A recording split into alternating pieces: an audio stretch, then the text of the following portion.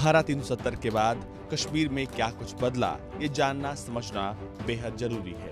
ये परिवार जम्मू कश्मीर के पुलवामा में रहता है और अब ये अपने रोजगार के साथ साथ दूसरों को भी रोजगार देता है।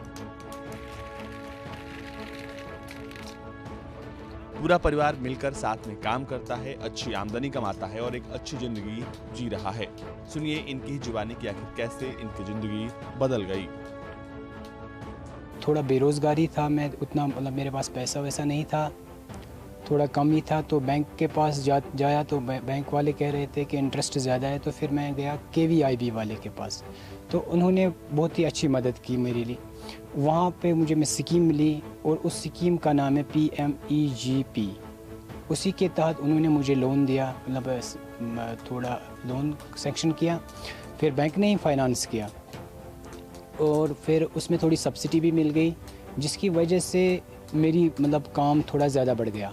थोड़ा मैं कर रहा था लेकिन उतना नहीं कर रहा था जितना करना था। तो शुक्र है खुदा का, मैंने ये शर्ट भी बना दिया और बादाम भी, अखरोट भी खरीदे और थोड़ा पैकिंग भी कर रहा हूँ।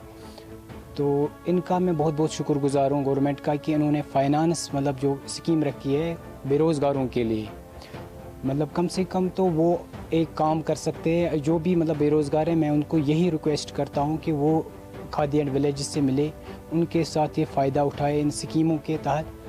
तो वो फाइनेंस इनमें से सब्सिडी भी एक काम कर सकते हैं। जो भी बेरोज़गार है, मैं उनको यही रिक्वेस्ट करता हूँ कि वो खादी एंड विलेज से मिले, उनके साथ ये फ़ायदा उठाए इन स्कीमों के तहत। तो वो फाइनेंस इनमें से सब्सिडी भी मिलती है, लेकिन वो ये ना करे अपने घर का वो घर में इस्तेमाल करे वो पैसा, वो फिर किसी काम के नहीं होंगे। कितने एम्प्लॉय इस वक्त आपके साथ काम कर रहे हैं? कितने को फायदा हो रहा है इस काम से? एक तो मैं खुद कर रहा हूँ अपना काम और मेरी फैमिली भी इसी के साथ इन्वॉल्व है। हमारे घर में कोई मुलाजिम है नहीं, तो इसी से गुजारा करते हैं। और 25 फैमिली है जो मैं ये बादाम उनसे तोड़वाता हूँ। 25 फैमिली इसमें इन्वॉल्व है। तो क्या कहेंगे आप गवर्नमेंट को क्या बोल रहे हैं इसका? मैं सिर्फ इतना गवर्नमेंट को कह सकता हूँ कि यहाँ तो नौकरी मिलनी नामुमकिन है, तो अगर वो यही स्कीम ज़्यादा बढ़ाए तो इंशाल्लाह मुझे लग रहा है कि हम लोग तरक्की करेंगे। मैं अपने भाई के साथ इस ड्राई फ्रूट्स के साथ बहुत काम कर रहा हूँ, क्योंकि हमारे पास उतना गुजारा नहीं था। हम बहुत ही गरीब, मैं कहूँ मिडिल फैमिली की बात कर रहा हूँ, उसी में थी। जब भाई ने हमारा ये कार शुरू किया, उस वक्त हमारे पास उतना पैसा वैसा नहीं था।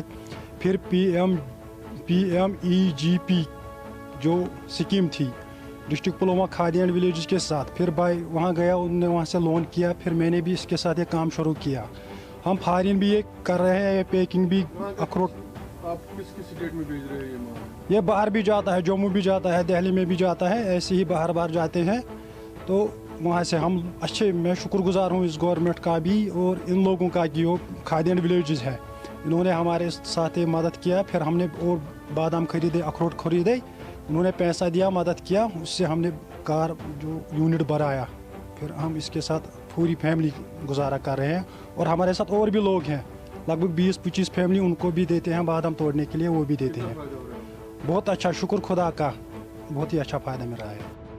ये कमाल है prime minister employment generation programme का, जिसके तहत हर काम के लिए सरकार छोटे बड़े लोन दे रही है, वो भी सब्सिडी के साथ।